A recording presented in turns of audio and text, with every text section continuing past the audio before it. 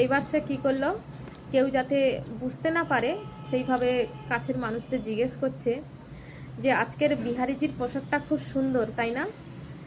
তখন তারা বলছে হ্যাঁ খুব সুন্দর, আজকে বিহারিজি গোলাপি কালারের পোশাক পরে আছে, আর গলায় পদ্ম ফুলের মালা, মাথায় মুকুট রয়েছে এবং সারা শরীর ঝলমল করছে।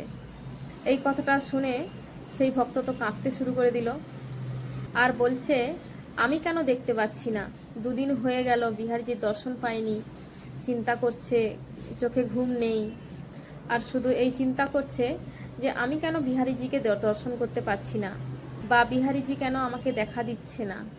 3 দিন পর সেই ভক্ত কী করলো না, পুরো বৃন্দাবন পরিক্রমা করলো এবং বৃন্দাবনবাসীকে প্রণাম করলো এবং যমুনা নদীতে স্নান করে সেই ভক্ত বিহারিজিকে বলছে যদি কোনো অপরাধ করে থাকি তো আমায় ক্ষমা করে দিও।